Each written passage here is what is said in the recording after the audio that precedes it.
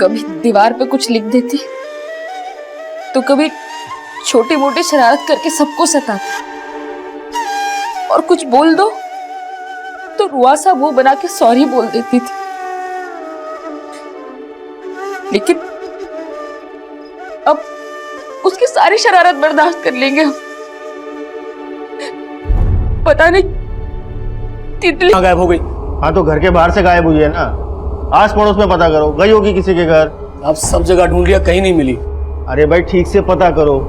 अभी कुछ दिन पहले एक बच्ची की मिसिंग कंप्लेंट आई थी, उसके लिए हमने पूरा शहर छान मारा, लेकिन मिली कहाँ पर? अपने ही रिश्तेदार के घर में बैठ के आराम से टीवी देख रही थी। इसलिए बोल रहा हूँ ठीक से पता करो। साहब हम आपसे कह रहे हैं ना, हमने सब जगह ढूंढ लिया है। और साहब 6 साल की बच्ची है, वो अपने मन से कहाँ चली जाएगी? साहब अब जल्दी कीजिए ना, नहीं तो पता नहीं क्या हो जाएगा उसके साथ। क्या हो जाएगा से क्या मतलब? अरे साहब समय क्यों खराब कर रहे हैं, तो जल्दी करिए ना। अब तू सिखाएगा हमें हमारा काम? हाँ तुझे क्या लगता है हम यहाँ निठल्ले बैठे हैं, हमें कोई और काम नहीं है? चल भाग यहाँ से।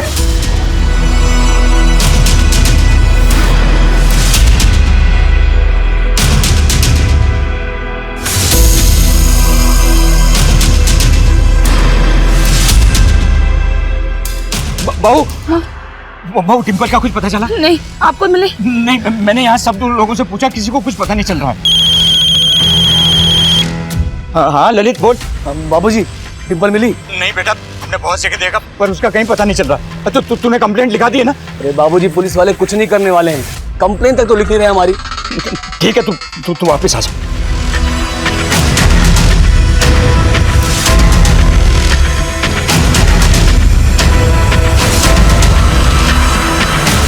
हमारी बेटी डिम्पल कहीं खो गई है।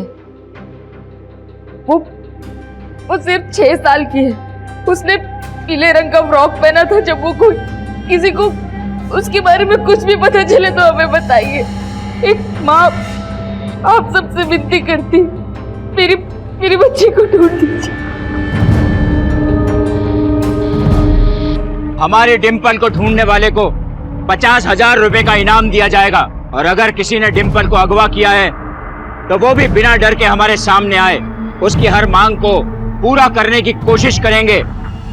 ये हमारी डिम्पी है। अगर किसी को भी कहीं भी मिले तो हमसे आकर मिलिए। हमारा पता है 45/66 जयंत गार्डन, गया, बिहार। हमारा मोबाइल नंबर है 96-280। किसी कुछ भी पता चले तो आपसे विनती करते कि हमें जरूर बताइए, जरूर बताइए। बाबूजी, रचना, आप लोगों के मोबाइल में जितने भी नंबर हैं सब पे ये वीडियो भेज दीजिए। भैया जी हमें भी ये वीडियो भेज दीजिए, हम भी सभी नंबरों पे भेज देंगे। हाँ इनको भेज दो, तुम्हें भेज दो। सोशल मीडिया पर वायरल होते ही पूरा कस्बा उनके परिवार के साथ खड़ा हो गया है, और डिम्पल के परिवार वाले पुलिस पर आरोप लगा रहे हैं कि पुलिस ने अभी तक डिम्पल मिसिंग केस में कोई FIR नहीं लिखी है। अरे जल्दी हाथ चलाना, फटाफट लिखे FIR, वरना सबके सब सस्पेंड हो जाएंगे। और हाँ तो सुन, बाहर जा और बच्ची के बाप को अंदर लेकर आ, और ध्यान से सुनना, किसी और को अंदर आने मत देना, ठीक है? चल जा फटाफट। Yes sir. पुलिस प्रशासन, पुलिस प्रशासन, पुलिस प्रशासन। रुको। आपको साहब ने बुलाया अंदर। रुको, सिर्फ ये जाएंगे। अरे ललित जी, क्या है ये सब? हमने आपको बोला था ना हम आपकी बेटी को ढूंढ रहे हैं, तो फिर ये बखेड़ा खड़ा करने की जरूरत क्या है? अगर आपने डिम्पल को ढूंढा होता तो हमें सब करने की जरूरत नहीं पड़ती, और अगर ढूंढा है तो बताइए कहाँ है डिम्पल? देख भाई, हाथ पे सरसों नहीं उगती है। हमने तुम्हारी FIR लिख ली, अब जैसे ही तुम्हारी बेटी मिलेगी हम तुम्हें इन्फॉर्म कर देंगे। अब अरे क्या निकम्मी पुलिस है बाबूजी, कान पर जू तो नहीं रह रही, समझ में नहीं आता है क्या करूं। देखिए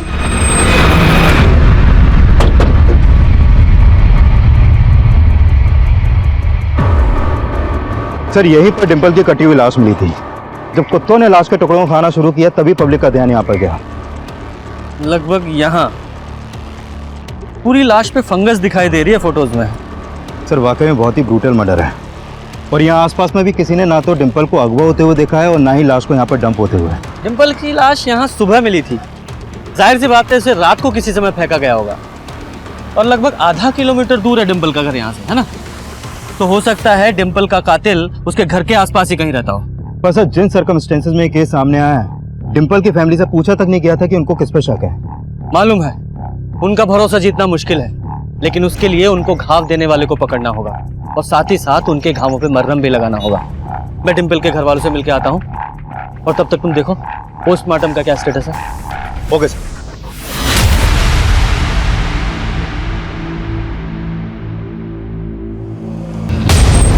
अरे ये बाहर तो खेल रही थी। हम गए थे बाहर, नहीं है, आसपास भी देखा तो नहीं मिल रही है। नहीं मिल रही?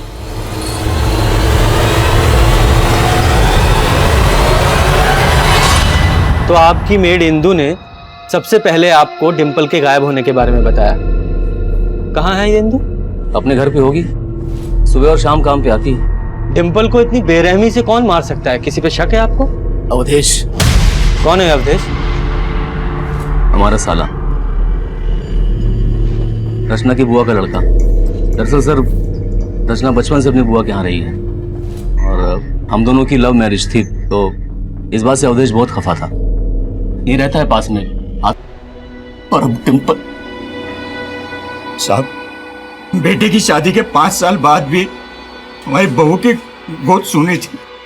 बहुत मेहनत की, बहुत प्रार्थनाएं की, फिर भगवान ने हमें एक बच्चा दिया, डिम्पल, और उसके भाग से ही उसका भाई या बहन आने वाला था, मगर इस अवधेश की वजह से। साहब, अवधेश को हमने अंदर करवा दिया, फिर वो जमानत पर बाहर आया और बाहर आते उसने डिम्पल को भी। साहब आप देखो ना, जब से डिम्पल लापता है वो भी गायब है। साहब, ये सारी बात मेरे बेटे ने वो आपके इंस्पेक्टर सुशील को बताई थी, पर उसने हमारी कोई मदद नहीं की। अब उसका तो फोन भी स्विच ऑफ आ रहा है। मुझे पक्का यकीन है कि तब वो वहाँ हमें नहीं मिली और इधर उधर भी हमने बहुत ढूंढा साहब, पर वो हमें कहीं नहीं मिली। अब इतने से टाइम में वो खुद से तो गायब नहीं हो गई होगी, जरूर से किसी ने जबरदस्ती उठाया होगा। हाँ साहब, वो किसी के भी घर नहीं जाती थी साहब। तुम्हारे घर भी नहीं? हमारे? साहब आप हम पे शक कर रहे हैं? हाँ, शक कर रहे हैं। ये अपनी नौटंकी बंद कर, या तो तूने डिम्पल को गायब किया है या तेरी मदद से किसी और ने। नहीं साहब, हमने ऐसा कुछ नहीं किया। हम तो पहले भी बोले थे कि ये रक्तबीज का काम होगा, लेकिन हमारी बात किसी ने सुनी ही नहीं साहब। रक्तबीज? ये रक्तबीज कौन है? हमने भी सिर्फ नाम सुना है साहब, देखा नहीं है। लेकिन आप इलाके के लोगों से पूछ सकते हैं साहब, यहाँ रक्तबीज का खौफ है। इलाके की बहुत सारी लड़कियों का रेप कर चुका है साहब, और एक तो हमारी ही सहेली थी। कुछ भी बोले जा रही है। डिम्पल के पेरेंट्स ने किसी रक्तबीज का नाम नहीं लिया है। वो इसलिए साहब क्योंकि सबको लगता है कि पुलिस ने रक्तबीज को जेल में डाल दिया है, लेकिन रक्तबीज बहुत जादुई आदमी है साहब। वो जेल से भी गायब हो सकता है और किसी को भी गायब कर सकता है साहब। भांग खा के ये तू, तेरा दिमाग घूम रहा है, कुछ भी बकवास कर रही है। पढ़े लिखे नहीं है ना साहब, इसलिए हमारी बात का कोई विश्वास नहीं करता। लेकिन हमको हमेशा लगता है कि रक्तबीज हमारे भी पीछे पड़ा है। आते जाते लगभग रोजाना वो हमारा पीछा करता है साहब। आज भी हमको ऐसा लगा साहब, लेकिन पीछे पलट के देखा तो वो छूमंतर हो गया था। बड़ा ही विचित्र है रक्तबीज। सब हमको वहमी बोलते हैं, लेकिन हमको तो लगता है साहब रक्तबीज ही डिम्पल को गायब किया है। इंदु एक ऐसी सस्पेक्ट थी जिस पर डिम्पल के घर वालों ने कोई शक नहीं जताया था, और जिस अवधेश नाम के आदमी पर उन्होंने शक जताया था वो गायब था, और उसके खिलाफ हमने लुकआउट नोटिस भी जारी किया था। लेकिन जो अटपटा बयान इंदु दे रही थी, असल में उसमें भी एक सच्चाई थी।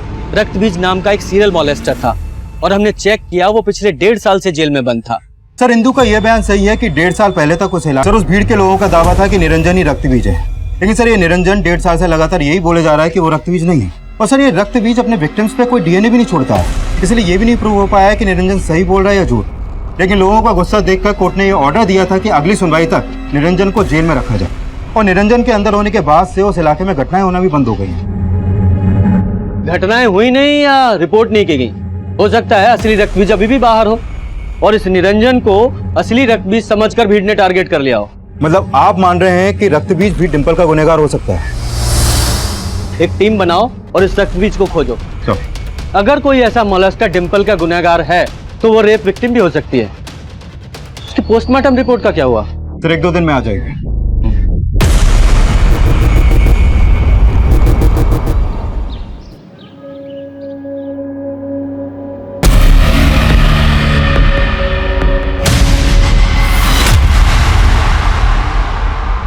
सुष्मिता बार बार पीछे क्यों दिख रही है? डिम्पल, देखो बहू, हम जितने बार डिम्पल का फोटो देखोगी उतने बार पगला जाओगी। तो पगला जाने दीजिए हमको, हमारा बस चले ना तो जहर खा के मर जाए। बेटा हम मानते हैं कि हम में से कोई भी डिम्पल को कभी नहीं बोला पाएगा, पर बच्चे का दुख बच्चा ही दूर कर सकता है। और इस दुख से उबरने का एक ही तरीका है, अपने परिवार को बढ़ाओ।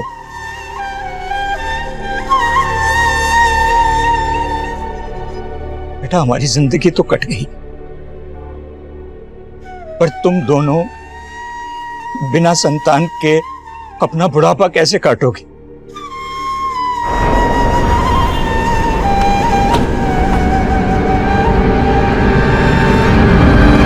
हाँ साहब, रक्त बीज पकड़ा तो गया था, लेकिन उसका खौफ इंदु और यहाँ की हर औरत के मन से कभी नहीं हटा।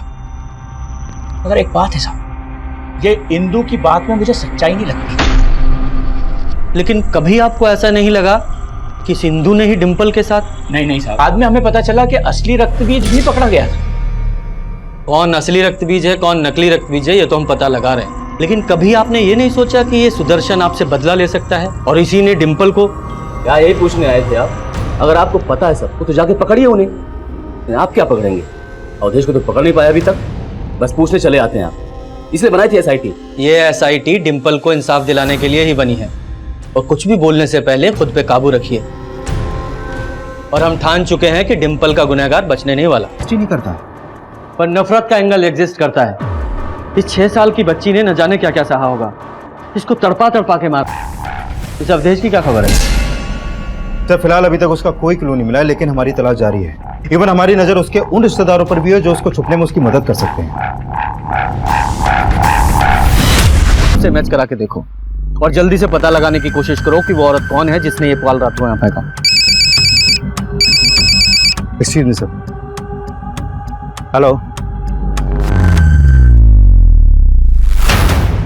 ठीक है सर, अवधेश को पटना में देखा गया है और पटना के जिस एरिया में उसे देखा गया है उस एरिया में उसके एक मौसा रहते हैं। उठवाओ उस मालूम था, हमको मालूम था वो लोग डिम्पल के लिए हमें दोषी ठहराएंगे।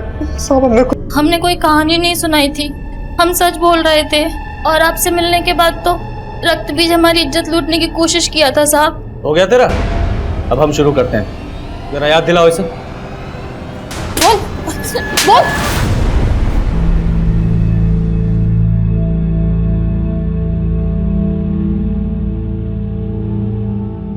रचना कुछ खा लो। हमको नहीं खाना। देखो खाओगी नहीं तो बीमार पड़ जाओगी, खा लो। ललित, इंदु को पुलिस ने गिरफ्तार कर लिया है और अवधेश ने फिर से अर्जी लगाई है जमानत के लिए। तो ना तो अवधेश कुछ उगल रहा है और ना ही इंदु। सर हमने इंदु के घर की भी तलाशी ली थी, लेकिन वहां वो औरत वहीं कहीं रहती होगी। एक काम करो, वहां रहने वाली सभी फैमिलीज की एक लिस्ट बनाओ और चेक करने की कोशिश करो कि वो ऐसी कौन सी फैमिली है जिसके पास डिम्पल की हत्या का मोटिव हो। चलो सर।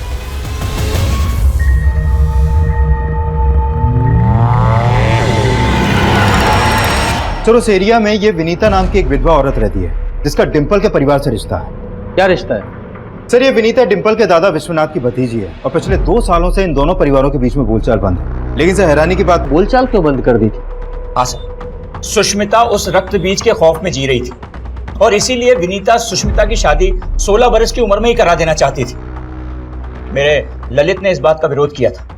दीदी कैसी बात कर रही हैं आप? नाबालिग है अभी, आप किसकी शादी के बारे में सोच रही हैं? हम भी ये नहीं चाहते, पर हमारी बच्ची यहाँ सुरक्षित नहीं है। कल को उस रक्त बीज ने कोई ऊंच नीच कर दी तो कोई इसका हाथ नहीं थामेगा। दीदी सुष्मिता 16 साल की है बस, और इस उम्र में शादी करना गैर कानूनी होता है, पता है आपको? जेल भी हो सकती है। पर हमने तो अच्छे के लिए सलाह दी थी, लेकिन फिर उस रक्तबीज ने सुष्मिता का रेप कर दिया। उसके बाद उसने आत्महत्या कर ली और दीदी को लगा कि हम इतना नाराज हो गई थी कि बातचीत तो क्या हमें राखी बांधना तक छोड़ दिया।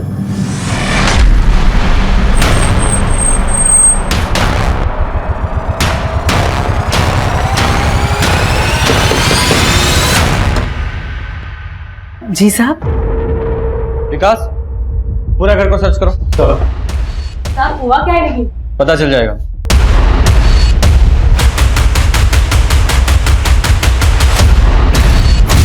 हाँ, ललित को हमारी बच्ची सुष्मिता की मौत का जिम्मेदार मानते हैं, लेकिन अगर हमें मारना होता तो उस दरिंदे रक्तबीज का खून करते। उस ललित की बच्ची से हमारा कोई लेना नहीं था। लेकिन उसके फादर से तो थी। दुश्मनी नहीं थी साहब, सिर्फ मनमुटाव था, और हम इतने भी गए गुजरे नहीं हैं कि किसी की हत्या कर दे। सर, कुछ भी सस्पिशियस नहीं हुआ। लेकिन इस केस में हम विनीता को क्लीन चिट नहीं दे सकते। लेकिन सर, अगर हमारी सस्पेक्ट लिस्ट में विनीता है तो इंदु के उस बयान में भी सच्चाई हो सकती है कि कुछ दिन पहले रक्तबीज ने उसको मॉलेस्ट करने की कोशिश की थी। इस केस में रक्त था। लेकिन सर, इस समय रक्तबीज को ढूंढना अंधेरे में तीर चलाने से कम नहीं है, क्योंकि इस वक्त हमारे पास ऐसा कोई क्लू नहीं है जिसको लेकर हम उसकी तलाश शुरू कर सकें। विकास, एक काम करो, ये रक्तबीज के जितने भी विक्टिम्स हैं ना, उन सबकी डिटेल्स में लीड मिले। Sure sir. सर, 1.5 साल पहले निरंजन की गिरफ्तारी से पहले तक रक्तबीज के खिलाफ कुल 27 केस दर्ज हुए थे, जिसमें से ये सुष्मिता इकलौती लड़की थी जिसने सुसाइड किया था। और सर, ये फातिमा, 7 साल पहले फातिमा की मां ने सबसे पहले रक्तबीज के खिलाफ केस दर्ज किया था।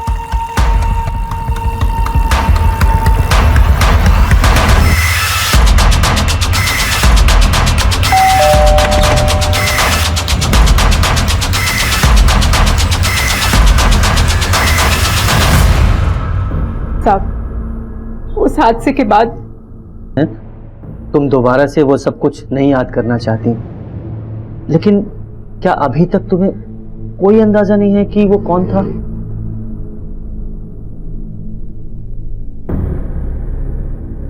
हो सकता है वो तुम्हारे आसपास का ही कोई हो। कुछ तो याद होगा तुम्हें।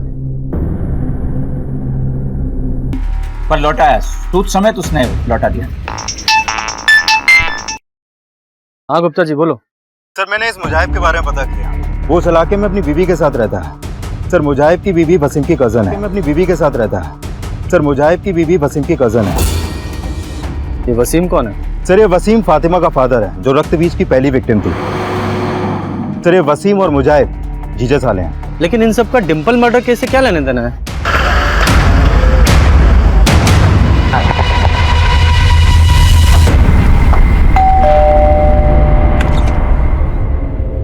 मुजाहिब। हाँ साहब। तुम्हारे घर का सर्च वारंट है हमारे पास। Search warrant? पूरा घर सर्च करो। ले लो, कमरे में चेक करो।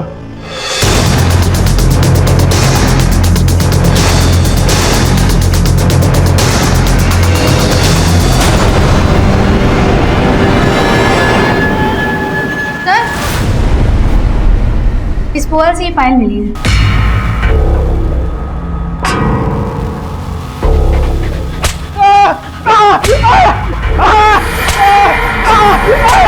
तेरी इस नीचता के बारे में किसी को बता ना सके। और वो तेरा साला मुजाहिब, वो तेरे बारे में सब कुछ जानता था, इसलिए उसके ब्लैकमेल करने पर तूने डिंपल को अगवा करने में उसका साथ दिया।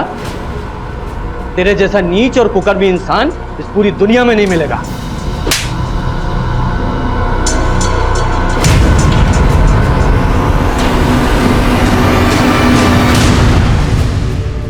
हमको जरा भी इस बात का अंदाजा होता कि वो हमारी बात का इतना बुरा लगा लेगा। हम उससे सूद तो क्या, असल भी कभी नहीं मांगते। मार देंगे उसे। अच्छा, इतना आसान है क्या? अगर पकड़ गए ना तो पूरी जिंदगी जेल में काटनी पड़ेगी। अगर ऐसा होता है तो सोचा है मीरा का क्या होगा?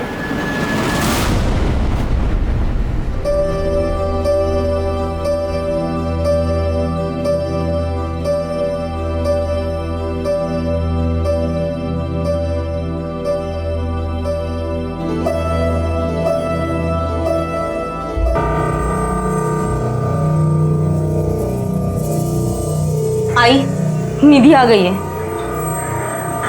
तुम चुप रहो, मैं बात करता हूं।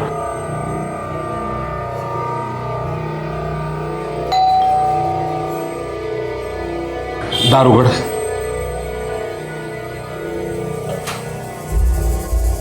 ताई, आ गई तू? हाँ।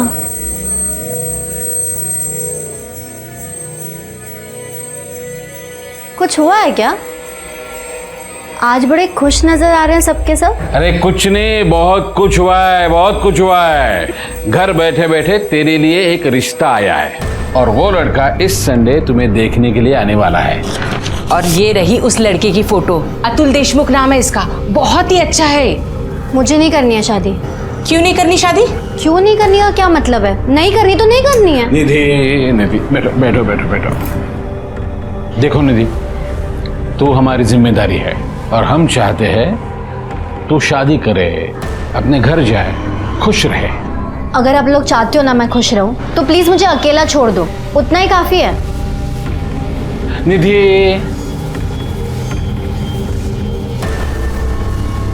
निधि देखो, अकेले जिंदगी नहीं कटती है।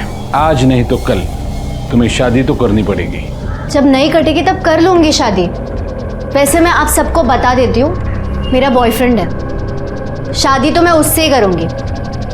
बहस मत करो, तुम्हें पता है जो हम बोलेंगे तुम्हें वही करना पड़ेगा। अभी तो हम लोग प्यार से बोल रहे हैं, मान जा, वरना सोच लो।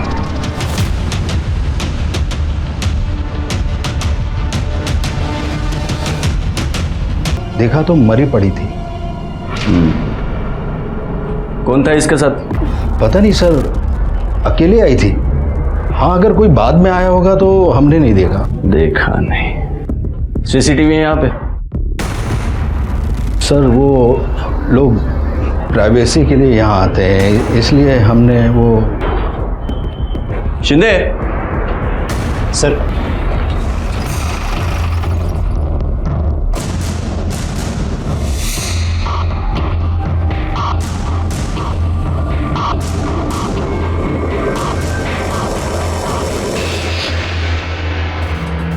Sir, head constable Ganesh Naik.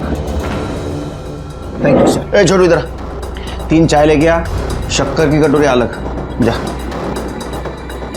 Commissioner साहब को आपने लेटर लिखा था? हो सर। बाद में मुकर तो नहीं जाओगे? नहीं सर। चलो देखते हो तुम्हारे पुलिस स्टेशन में क्या झोल चल रहा है। क्या नाम बताया? भोसले? Yes sir.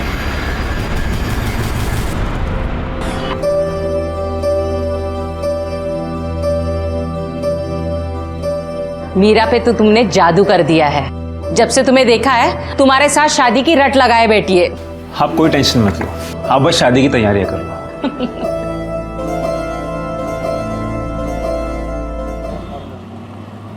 शिंदे काय आहे? किती फाइल्स? रख दो अलमारी में।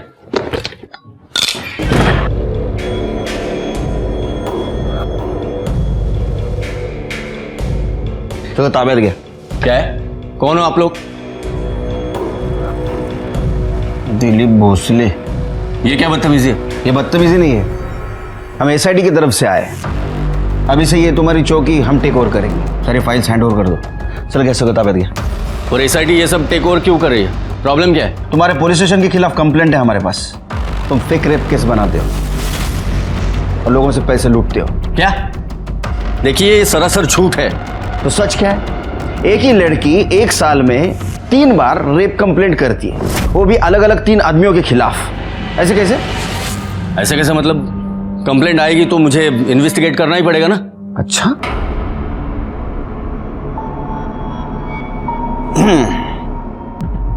तो आपने इन्वेस्टिगेट किया।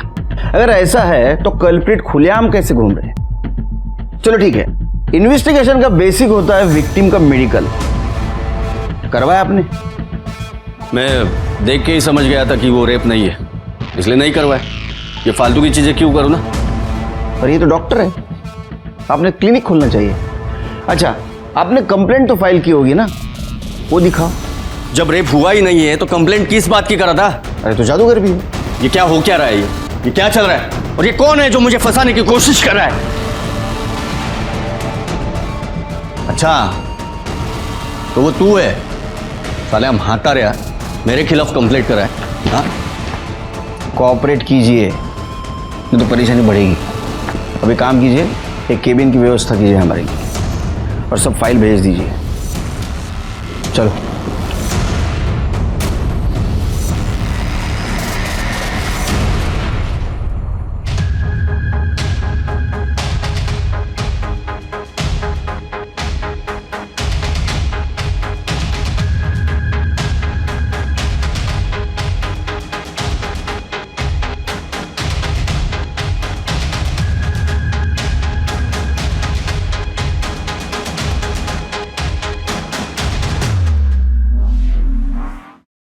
शिरके, ये रात भर सारी फाइलें झान मारी, भोसले के खिलाफ कुछ नहीं मिला।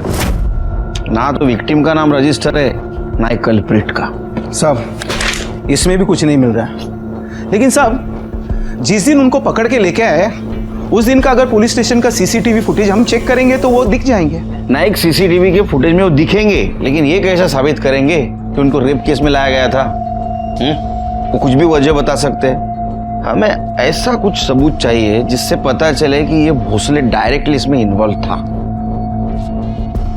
भोसले बच रहा है। सर अभी मुझे याद आया, 2 दिन पहले एक चद्दर बदलू होटल में एक लड़की की लाश मिली थी। उस लाश को देख के भोसले साहब ऐसे चौंक गए जैसे कि वो उस लड़की को जानते होंगे। साहब उस कंप्लेंट की फाइल में हमें कुछ ना कुछ जरूर मिल सकता है। नाइक, तुम्हारा प्रमोशन लेके आओ फाइल। सर देख शिंदे, मेरे अगेंस्ट कुछ भी बोला ना तो सोच के रखना। प्रमोशन तो दूर की बात, तेरी नौकरी भी चली जाएगी, समझा ना? हेलो, क्या?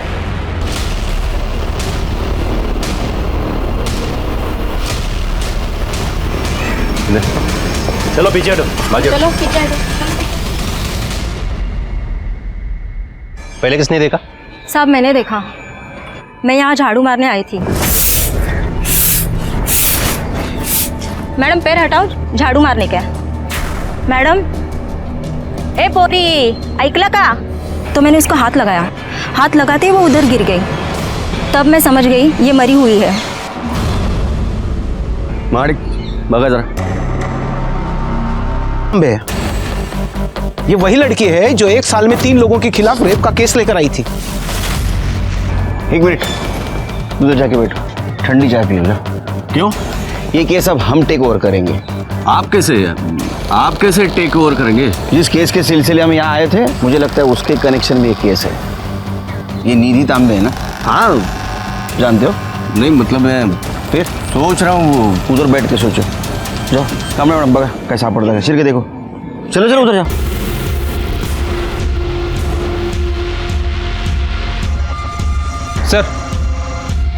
सर बाहर किसी की बाइक खड़ी है, लोगों से पूछताछ की, लेकिन किसी को पता नहीं किसकी बाइक है।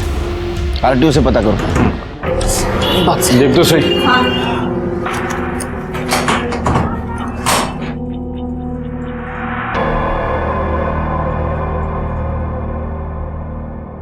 कौन है आप? SIT। SIT म्हणजे? Special investigation team, police.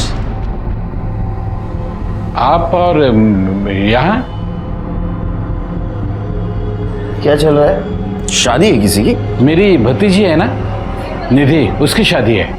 आपकी भतीजी आपके साथ रहती है? हाँ, वो क्या है, वो जब 10 साल की थी तब उसके माँ बाप का देहांत हुआ ना, हमने पाल पोस के बड़ा किया है उसको। शिरके, जे मला दिसते तेच तुला दिसते का बघ जरा। उसके ऊपर किसी निधि का नाम है, कार्ड के अंदर मीरा का नाम, और ऊपर दूल्हे का नाम एक ही है, अतुल देशमुख। मतलब दूल्हा एक, शादी भी एक, लेकिन 2 लड़कियों के साथ। नहीं सर, वो क्या हुआ, वो गलती हुई है। प्रिंटिंग के टाइम किसी जगह पर मीरा का नाम है, किसी जगह पर निधि का नाम है। हम लोग ने स्टिकर मंगवाए हैं नाम के, वो बाद में हम लोग लगवाएंगे वहाँ पर। मीरा कौन? मीरा मेरी बेटी। ठीक है। लेकिन सर आप क्यों पूछ रहे हैं? जिस लड़की की आप शादी करवा रहे हैं उसका मर्डर हो चुका है। क्या? माइंड स्पेस गार्डन में उसकी बॉडी मिली हमें। आई बस। नहीं साहब, वो निधि नहीं होगी, वो कोई और होगी। निधि के साथ किसी का झगड़ा था? ये शादी को लेके कुछ चक्कर, प्रॉब्लम ऐसा कुछ चल रहा था? नहीं साहब, किसी की कोई दुश्मनी नहीं थी, और अतुल भी बहुत अच्छा लड़का है, घर वाले भी बहुत अच्छे हैं। शिरके, ये तांबे फैमिली के ऊपर नजर रखो, तो जरा गड़बड़ लग रहा है। दिखते उतने सीधे नहीं लगते, और वो कार्ड का जो रीजन दिया तो बिल्कुल हजम नहीं हो रहा है। प्रिंटिंग मिस्टेक हो सकती है, लेकिन इतनी? निधि का विधि होगा, विधि का सिद्धि होगा, रिद्धि होगा, विधि का मीरा। झोल है सर। सब सब सब सब सब सब सब सब पकड़ लिया सब उसे। हाँ हाँ सब पकड़ लो उसे। वो बहुत चालू है, बहुत चालू है। वो खूनी है साहब, खूनी। उसे पकड़ लो और फांसी दे दो।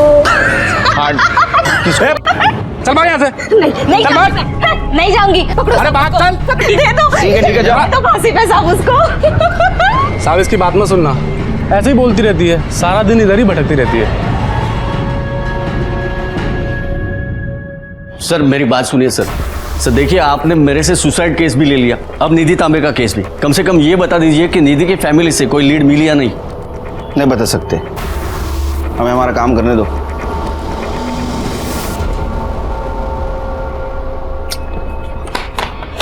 सर बाइक का कुछ पता चला? सर ये आरटीओ के पेपर्स पंकज मिश्रा के नाम से आरटीओ में रजिस्टर है। हमने उससे बात की, उसने कहा कि वो 1 महीना पहले उसे बेच चुका है। इसको बेची थी? सर ये सचिन आप्टे नाम का कोई आदमी है। सचिन आप्टे? पता करो सचिन आप्टे कहाँ रहता है, कौन है, और वो बाइक लेने वापस क्यों नहीं आया था। निधि के साथ उसका कुछ कनेक्शन था क्या, ये भी पता करो। सर शिरके, ये निधि के बारे में पास्ट फ्यूचर सब पता करो। समझ में नहीं आ रहा है, एक लड़की के साथ 3 बार रेप अटेम्प्ट होता है। या तो उसका नसीब खराब है या तो फेक कंप्लेंट कर रही थी। सर, जिस लड़की की डेड बॉडी होटल रूम में मिली थी उसकी पहचान हो गई है। उसका नाम रीता बोरकर था। वो अपनी माँ के साथ कुरार विलेज में रहती थी। इन दोनों के अलावा फैमिली में और कोई नहीं है। गुड। उसके पीएम रिपोर्ट के बारे में कुछ पता चला? यस सर, शाम तक रिपोर्ट आ जाएगी। चलो तब तक उसके माँ के साथ बात करते हैं। साहब, माझी रीटा 2 वक्त की रोटी और मेरे इलाज के लिए खुद को बेचती थी। 1 साल पहले पुलिस की रेड पड़ी थी और उसमें रीटा पकड़ी गई। जिस पुलिस वाले ने उसे पकड़ा वही पुलिस वाला उसका फायदा उठाने लगा। साहब वो ना जब मन चाहे उसे बुलाता था, वो यहाँ भी आया था। हाँ। क्या नाम क्या था उस पुलिस वाले का? साहब मैं नाम वाम नहीं जानती, पर हाँ वो रीटा को पैसे देता था। मेरे इलाज के लिए अलग से पैसे देता था। उसका स्केच बनवाने में मदद कर सकती हो हमारी?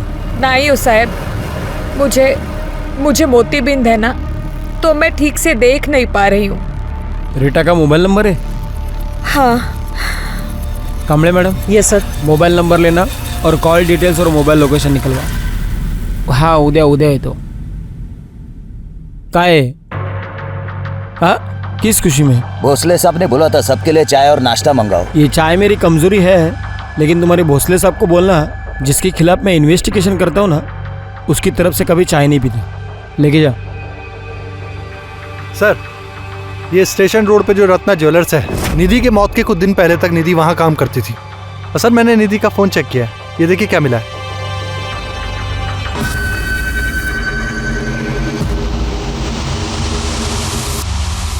शिरके कौन है ये? सर इसका नाम नटवर जैन है, रत्ना ज्वेलर का मालिक है ये। इसकी आइडेंटिटी हमें निधि के सोशल मीडिया अकाउंट पर ही मिली है। और सर ये वीडियो इसी साल 7 जनवरी को बनाया गया था। वो नाइक की फाइल कौन सी थी शिरके? ये वाले? शिरके, नाइक के लेटर के मुताबिक दिसंबर के लास्ट वीक में निधि ने कंप्लेंट करवाई थी कि उसके साथ एक आदमी ने रेप किया है, और नेक्स्ट वीक में वही लड़की उसके आधे उम्र वाले आदमी के साथ इंटीमेट होती है। दोनों बातें एक ही लड़की के साथ। शिरके वैसे देखा जाए तो जिसके साथ रेप होता है वो विक्टिम जिंदगी भर इस ट्रॉमा से बाहर नहीं आ सकता। मुझे तो लगता है ये लड़की लोगों को फंसा रही थी और भोसले उसको सपोर्ट कर रहा था।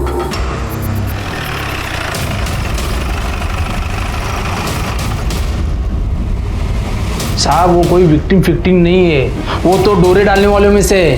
मैंने अपनी आंखों से देखा ना उसे। साहब हमारे साहब को फंसाने के लिए कितने नाटक किए उसने।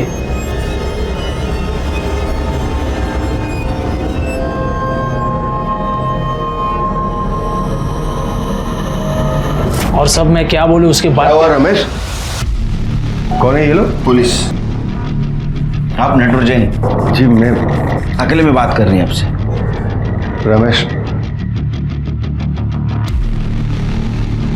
क्या खाते हो आप? मतलब आपका रोज का आहार क्या है? क्यों? मतलब मैं नहीं, आधी उम्र वाले लड़की के साथ आपका अफेयर होता है, आप उसके साथ अफेयर करते हो, बाद में उसको मार देते हो। अरे नहीं सर, आप जैसा सोच रहे हैं वैसा आदमी मैं हूँ नहीं सर। वो दरअसल निधि मुझे ना जानबूझकर उकसा रही थी, इसीलिए मैं उसके पीछे पागल हो गया था। सर यकीन मानिए मुझे तो आइडिया भी नहीं था कि वो वीडियो बना रही है। मुझे तो तब पता चला जब उसने मुझे ब्लैकमेल करना शुरू किया। कितने पैसे मांग रही थी? कभी 20,000, कभी 25,000 और सैलरी ऊपर से अलग। सर मैं उसे नौकरी से निकाल भी नहीं पाया क्योंकि वो मुझे हमेशा धमकी देती थी कि मैं ये वीडियो तुम्हारी वाइफ मंजुला को दिखा दूंगी। उसको जॉब देने से पहले उसका बैकग्राउंड चेक नहीं किया? सर कैसे चेक करते? आप ही का आदमी तो उसे जबरदस्ती मेरी दुकान पे नौकरी पे लगा के गया था। हमारा आदमी? जी। कौन? मिस्टर भोसले। हाँ, नटवर जैन के पास मैंने उसे काम पे लगाया था क्योंकि निधि ने ही मुझसे कहा था कि कोई डिसेंट काम होगा तो बता देना। भोसले ऐसा अर्थ ऐसा हो तो कि रेप केस की कंप्लेंट करने के 1 हफ्ते बाद उसने नटवर को सीड्यूस करना शुरू कर दिया, उसके साथ वीडियो बनाया और उसको ब्लैकमेलिंग शुरू कर दिया।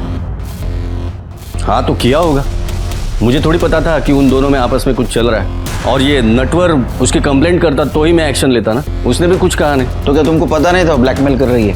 देखिए, आपको मेरी चाय नहीं पीनी मत पियो, लेकिन ऐसे घटिया इल्जाम मुझ पर मत लगाइए। आपके पास कोई सबूत है कि इसमें मैं इन्वॉल्व था? नहीं ना? पिया भोसले की असलियत सब लोग जानते थे, लेकिन ये साबित करना बहुत मुश्किल था। कॉन्टैक्ट में थी जुलाई में अभय जोशी, सितंबर अक्टूबर में नीरज सरीन और नवंबर दिसंबर में रवि पठारे। नाइक के तरफ से भी ये कंफर्म हुआ था कि जिनके ऊपर फेक रेप का इल्जाम है ये वही तीनों हैं। और पुलिस स्टेशन के सीसीटीवी फुटेज से भी पता चला था कि ये पुलिस स्टेशन में आ जा रहे हैं। 6 महीने पहले अभय जोशी की किसी बीमारी की वजह से मौत हो गई। नीरज और रवि को हमने पूछताछ के लिए बुलाया, लेकिन ऐसे में निधि के बारे में हमें एक इंटरेस्टिंग बात पता चली। सर, पंकज मिश्रा ने जिस सचिन आप्टे को अपनी बाइक बेची है वो निधि का बॉयफ्रेंड है। जेन्युइन बॉयफ्रेंड या इसके भी पीछे कुछ कहानी है? कुछ कह नहीं सकते सर। निधि की पीएम रिपोर्ट के मुताबिक 16 मार्च को 9 से 10 के बीच गला घोट कर मौत हुई है। और सर एक इंटरेस्टिंग बात और, निधि का जो बॉयफ्रेंड है सचिन आप्टे, उसकी मोबाइल लोकेशन 10:10 पर क्राइम सीन के आसपास ही दिखा रहा है। उसके बाद से ही उसका फोन स्विच ऑफ है। एक काम करो, सचिन का बोलो इशू करो, हो सकता है लुकआउट में उसके बारे में पता चले। अच्छा, निधि का पीएम रिपोर्ट तो आ गया, रीटा का क्यों नहीं आया? 14 तारीख को उसकी बॉडी पीएम के लिए भेज दी थी ना, तो प्रॉब्लम क्या है? पता करो जरा। Yes sir. सर, निधि के होने वाले दूल्हे अतुल देशमुख के बारे में कुछ पता चला है, ये देखिए। दूल्हे राजा को लाओ इधर। सर, निधि के काका और काकी ने मुझसे कहा कि तुम्हें निधि से सिर्फ नाम के लिए शादी करनी है, बाकी असल में तुम्हारी शादी मीरा से ही होने वाली है, जिसके लिए वो मुझे 5 लाख रुपए देने वाले थे। तो तूने पूछा नहीं ये कंडीशन क्यों रखी उन्होंने? नहीं सर, क्योंकि मुझे 5 लाख रुपयों का लालच हो गया था सर। लेकिन मुझे बाद में पता चला कि निधि के बाबा ने उसकी शादी के लिए 30 लाख रुपए निकाल कर रखे थे, और निधि सर मीरा से ज्यादा अच्छी दिखती थी। तो मैंने ये सोचा क्यों नहीं मैं निधि से शादी कर लेता हूँ। इसलिए मैंने निधि को सब कुछ सच सच बता दिया कि उसके काका और काकी उसके पीठ पीछे क्या प्लानिंग कर रहे थे। निधि ने शादी करने के लिए हाँ क्यों की? मुझे पता नहीं सर। उसको कोई प्रेशराइज कर रहा था? सर इसके बारे में मैं कुछ नहीं जानता। अच्छा एक बात बता, 16 तारीख को तू निधि से मिलने गार्डन क्यों गया था? गार्डन? मैं कहाँ गया था सर गार्डन में? ये तुम्हारा नंबर है ना? हाँ सर, मैं उसे क्यों मारूंगा? क्योंकि उसके मरने के बाद उसका सारा पैसा उसके चाचा का होता। चाचा का मतलब मीरा का और मीरा का मतलब तेरा। नहीं सर, मैंने ऐसा कुछ नहीं सोचा और मैं सच बोल रहा हूँ सर, मैंने कुछ नहीं किया। वो तो प्रॉब्लम है, तू सच नहीं बोल रहा है। नाइक इन्हें इधर बसवा, गार्डन समझ के घूम ले। चल चल। सर ये रही रीता की पोस्टमार्टम रिपोर्ट। आ गए फाइनली? Yes sir. रीटा के पीएम रिपोर्ट के मुताबिक उसकी मौत ज्यादा खून बहने से हुई है, क्योंकि उसके राइट हाथ की नस काटी गई थी। सरप्राइजिंग बात यह है कि वो 4 महीने की प्रेग्नेंट थी और उसकी राइट साइड की पसली की निचली वाली हड्डी भी टूटी थी। कमाल है, अगर राइट साइड की हाथ की नस काटी गई थी तो उसी साइड के पसली की निचली वाली हड्डी कैसे टूटी? नाइक, जब तुमने रीटा के बॉडी को देखा तो इसी तरह पड़ी थी बॉडी? होए सर। शिरके समझो ये रीटा की बॉडी है, मैं मर्डरर हूं, तो अगर इसको मारना है मुझे, इसके राइट हैंड के कलाई की नस काटनी है, तो मुझे पहले टेबल पे जाना पड़ेगा। ये टेबल पे मैं गया, ये हाथ में मेरे चाकू है, ये हाथ का अपोज ना होए इसलिए मैंने इस पैर हाथ पे रख दिया, ये हाथ पकड़ा और ये चाकू से नस काटनी शुरू की। क्या हुआ सर? आपके हाथ का प्रेशर आ रहा है। कोहनी का? समझ में आया सर? ये नस काटते हुए कोहनी का प्रेशर राइट साइड के फसली के निचले वाले हड्डी पे लगा और ये हड्डी टूट गई। इसका मतलब ये सुसाइड नहीं, मर्डर है। नहीं गुड्डा, थैंक यू। अच्छा, ये रीटा की कॉल डिटेल्स और मोबाइल लोकेशन का क्या हुआ? अभी नहीं आई सर, शाम तक आ जाएगी। सर ये देखिए, रिपोर्ट में ये भी मेंशन है कि उसकी बॉडी पर 2 बाल मिले हैं। इसको फॉरेंसिक के लिए भेज दो। सर नीरज सरेन आणि रवि पाटरे आले। लास्ट 6 अक्टूबर को तेरे को रेप चार्ज में पुलिस स्टेशन में बुलाया था, है ना? रेप चार्ज में? नहीं तो वो साहब, मेरा लाइसेंस खो गया था, मैं उसकी कंप्लेंट लिखवाने आया था। सर दिसंबर की बात है, डेट एग्जैक्टली मुझे याद नहीं है, लेकिन बस इतना पता है कि पासपोर्ट वेरिफिकेशन के लिए आया था। अच्छी तरह से सोच ले, पासपोर्ट वेरिफिकेशन के लिए आया था या फिर रेप केस में आया था? अरे नहीं साहब, मैं किसी इंस्पेक्टर भोसले को नहीं जानता। इसका मतलब तेरा कहना ऐसा है कि तूने निधि का रेप नहीं किया?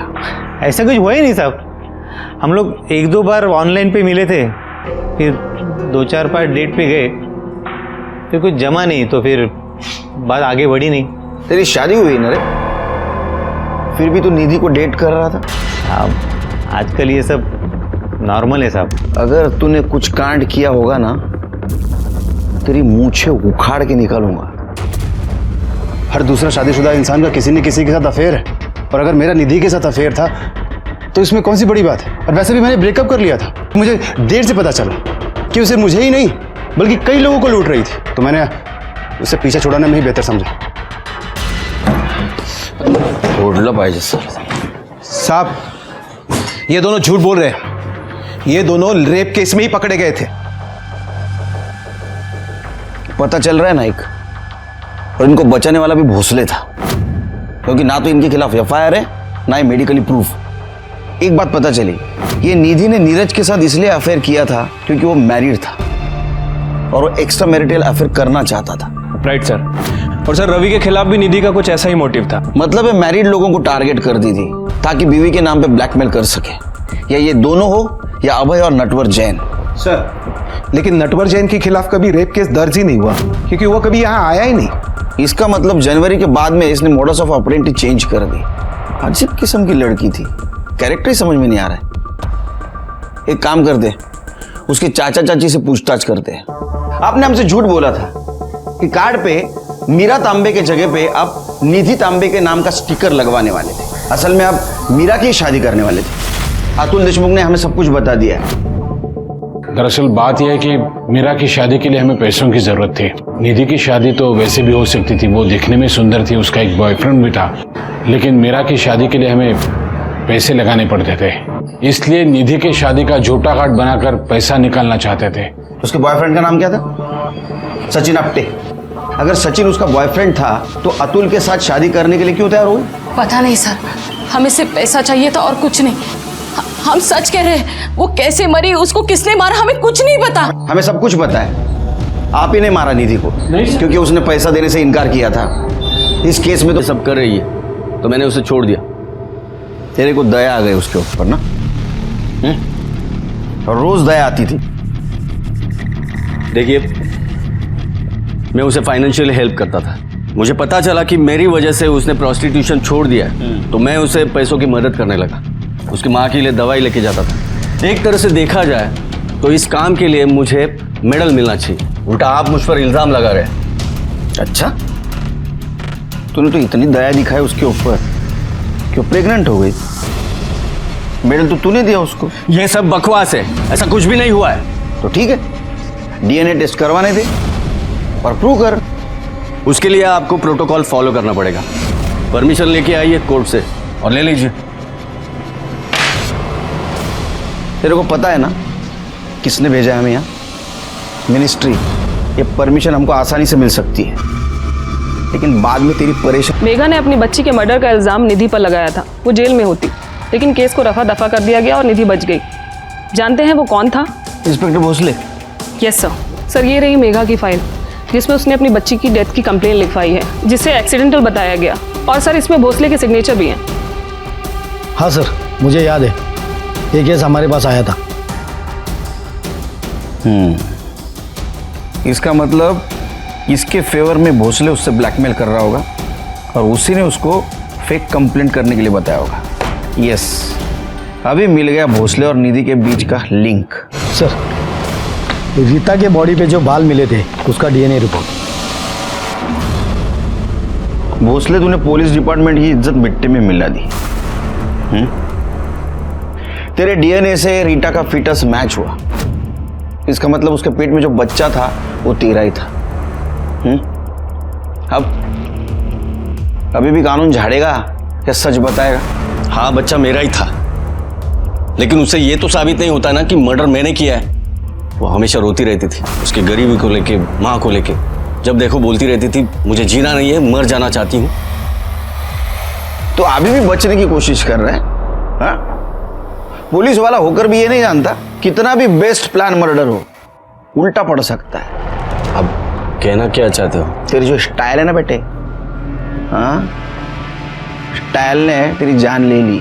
रीटा की बॉडी के ऊपर हमें 2 बाल मिले थे पोस्टमार्टम के बाद।